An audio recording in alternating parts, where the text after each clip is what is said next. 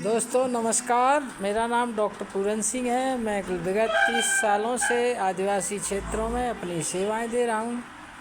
इसीलिए मैं अपने आदिवासी भाइयों के लिए कुछ करने के उद्देश्य से उनके लिए ट्राइबल वॉरियर्स के बारे में बताना चाहता हूं। साथियों, बहुत सारे ट्राइबल वॉरियर्स हुए हैं और अन्य समाज में भी लड़ने वाले योद्धा हुए हैं, लेकिन चूँकि मैं आदिवासी क्षेत्रों में ज़्यादा काम कर रहा हूँ, इसीलिए मैंने ट्राइबल वॉरियर्स के बारे में बताने के लिए कुछ समय से सोच रहा था। तो आज मैंने ये अगला मेरा जो ट्राइबल वॉरियर्स रहेंगे वो एक महानतम योद्धा वीरांगना महिला थी, वीरांगना रानी दुर्गावती के बारे में बताना चाहता हूँ दोस्तों आज। साथियों, रानी दुर्गावती का जन्म कालिंजर के किले में 1524 को हुआ था, 5 अगस्त को।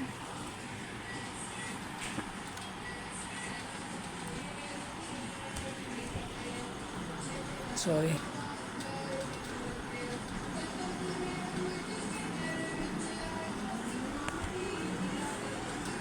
5 अक्टूबर 1524 को कालिंजर के किले में चंदेल वंश के राजा कीर्तराय सिंह के घर में पैदा हुई थी। वो ऐसी सुपुत्री थी वो जिन्होंने अपने बाल्यकाल में ही बहुत सारे अस्त्र शस्त्र चलाने के प्रशिक्षण लिए।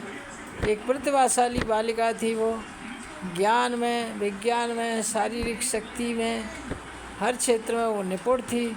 क्योंकि बालिका अकेली थी अपने घर में, इसीलिए उनके पिताजी ने उन्हें हर वो चीज़ जो राजकाज के लिए आवश्यक होती है, एक राजा को उस समय लड़ाई झगड़े भी करने पड़ते थे, तो वो सारे लड़ाई करने के अस्त्र शस्त्र उनको सिखाए, कैसे एक राजा को अपना शासन चलाना चाहिए, वो सारे गुण उनको सिखाए। क्योंकि वो लड़का और लड़की दोनों का ही रोल अदा कर रही थी, इसीलिए उनमें काफ़ी योग्यता और प्रतिभा थी और उनके पिताजी ने भी उस प्रतिभा को आगे बढ़ाने में पूर्ण सहयोग दिया।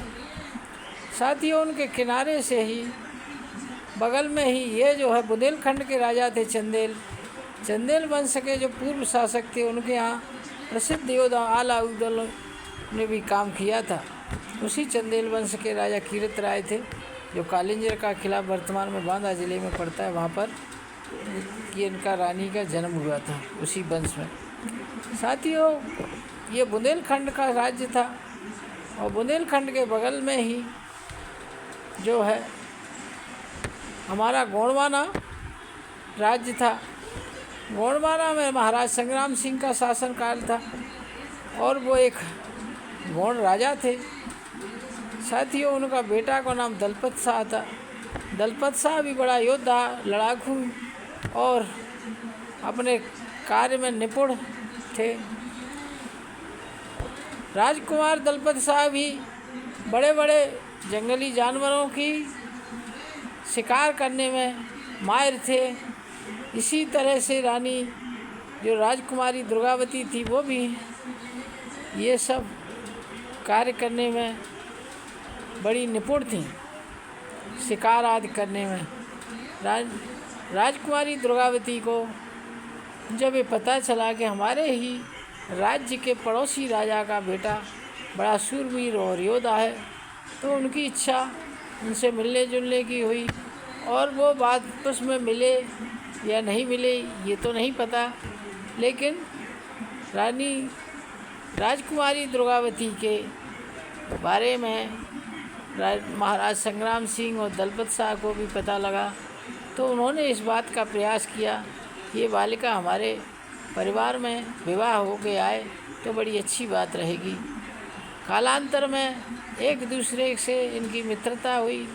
कुछ लोग बताते हैं कि संग्राम सिंह जी ने कीरत राय के पास संदेश भेजा कि अपनी पुत्री का विवाह मेरे पुत्र से कर दो, जिसको उन्होंने रिफ्यूज कर दिया, रिजेक्ट कर दिया, क्योंकि वो राजपूत शासक बड़े शासक थे और ये गौड़ राजा थे जो आदिवासी वर्ग में वर्तमान में आदिवासी कहलाते हैं। तो उन्होंने उनको मना कर दिया। लेकिन कुछ लोग कहते हैं कि बाद में लड़ाई हुई और कालिंजर को जीत के उन्होंने शादी की। और कुछ इतिहासकार ये बताते हैं कि दलपत शाह का रानी से बातचीत हुई, दुर्गावती से कहीं मिलना जुलना हुआ और उन्होंने उनको चिट्ठी पत्री लिख के अपने संदेश भेज के उनको बुलाया और वो अपने माता पिता की सहमति से स्वेच्छा से बिना लड़ाई झगड़ा किए और दलपत शाह के साथ जबलपुर या गोंडवाना के लिए आ गई और वहाँ उन्होंने जो है उनकी एक रानी दुर्गावती बनी। रानी दुर्गावती का विवाह 1542 में हुआ और 1542 के बाद 1544 में उनके बेटा हुआ, उसका नाम उन्होंने वीर नारायण रखा। लेकिन दुर्भाग्य से 4 साल बाद, बेटे के 4 साल बाद ही दलपत शाह का निधन हो गया और उस समय रानी अकेली पड़ गई। लेकिन अपने सहयोगियों के साथ, अपने सेनापति और अपने अन्य कर्मचारियों के साथ राजकुमार वीर नारायण को उन्होंने अपनी गोंडवाना का शासक घोषित किया और रानी संरक्षिका के रूप में उस काज को करने लगीं। लेकिन बगल में ही गोंडवाना से लगा हुआ बगल में ही एक राज्य था, मांडव राज्य था, जहाँ का शासक बाज बहादुर था। बाज बहादुर ने रानी के ऊपर अटैक किया क्योंकि उन्होंने सोचा कि रानी सुंदर है और बहुत ही अमीर शासक था, राज्य की शासिका है, अगर ये हमारे कब्जे में आ गई तो बहुत सारा अथाह धन दौलत मिलेगा यहाँ से। ये सोच के मांडव के बाज बहादुर ने उन पर चढ़ाई कर दी। 2 या 3 बार रानी ने बाज बहादुर को मार के भगाया और ये अपनी जान बचा के भागा वहाँ से, जबलपुर क्षेत्र से, गोंडों के क्षेत्र से। लेकिन साथियों, बाद में मांडव का जो किला था, मांडव को जो है अकबर ने जीत लिया और अकबर का जो सेनापति था आसफ खान, वो जो है मंडला को जीतना चाहता था। मंडला को जीतने से पहले उसने एक जासूस भेजा अपना, जो साधु के वेश में गया, हाथी पे बैठ के गया और वो पूरे गोंडवाना राज्य में घूमा और रानी जी दुर्गावती जी से मिला और उनसे मिलके उनसे दक्षिणा भी ली।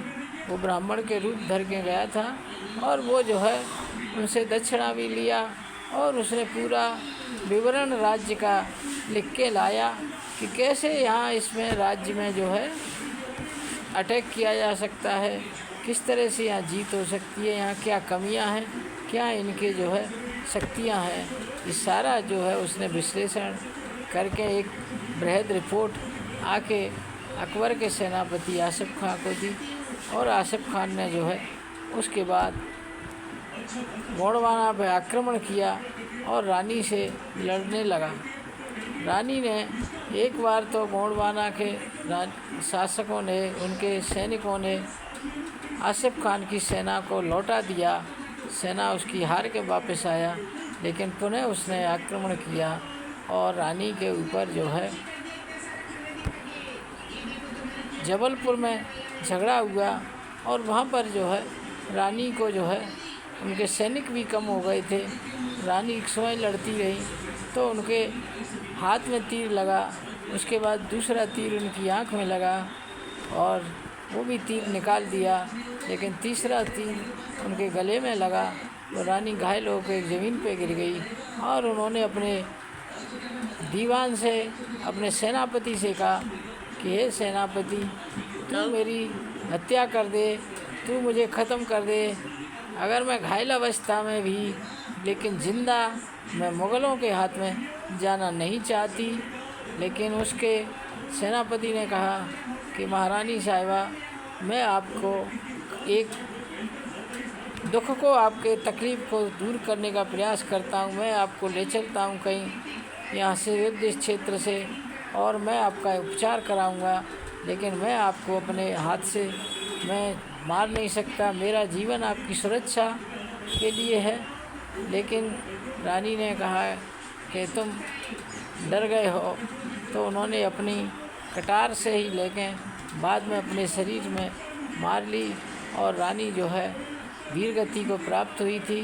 दोस्तों, ऐसी महान शासिका वीरांगना दुर्गावती के बारे में मैं आपको थोड़ा सा बताया। उन्होंने अपने जीवन काल में आधार ताल अपने दीवान के नाम पे, सेनापति के नाम पे और अपनी सेविका के नाम पे चेरी तालाब, जबलपुर में बहुत सारे उन्होंने काम करवाए। और जबलपुर में जो है मदन महल नाम का जो महल है वो रानी का महल है दुर्गावती जी के का। ये गौड़ आदिवासी वीर योद्धाओं की परंपरा के को रानी ने बचाने का प्रयास किया और असफल प्रयास किया। लेकिन उस समय जो भी परिस्थिति रही, रानी ने अपना बलिदान दिया और गोंडवाना राज्य को बचाने के लिए रानी ने अपना बलिदान दे दिया। साथियों, गोंड जो है एक आदिवासी समुदाय होता है। उस आदिवासी समुदाय की ये ट्राइबल वॉरियर्स थी रानी दुर्गावती। और गोंड आदिवासी लोग बड़े योद्धा होते हैं। वो तीर चलाने में बड़े सक्षम होते हैं। वो लोग कई तरह के गोल टाइप के जो अपने क्षेत्रीय स्तर के ही विकसित किए हुए अस्त्र शस्त्र होते हैं, उनका इस्तेमाल करके वो आज भी कई खतरनाक जानवरों का शिकार कर सकते हैं। और तीरंदाजी में तो गोंड आदिवासियों का कोई सानी नहीं है। साथियों, आज हमारे देश में जो भले ही ट्राइबल हैं, गोंड समाज आदिवासी समाज में आ रहा है, लेकिन एक समय ऐसा था जब गोंडों का, आदिवासियों का भारत में राज्य रहा। और आज जो है कई जो है आदिवासी लोग, गोंड समाज के आदिवासी लोग कई जगह अभी भी राज रहे थे आज़ादी तक, जिन्हें हम राजगोंड कहते हैं। छत्तीसगढ़ में भी काफ़ी गोंड समाज के लोग हैं। तो मैं इस ट्राइबल वॉरियर रानी दुर्गावती को नमन करता हूँ और समस्त आदिवासी समाज की शुभकामनाएँ, समस्त आदिवासी समाज की लिए मैं शुभकामनाएँ देता हूँ कि वो अच्छा जीवन जिएं। सभी को जय आदिवासी, जय भारत, जय भीम, नमो बुद्धाय।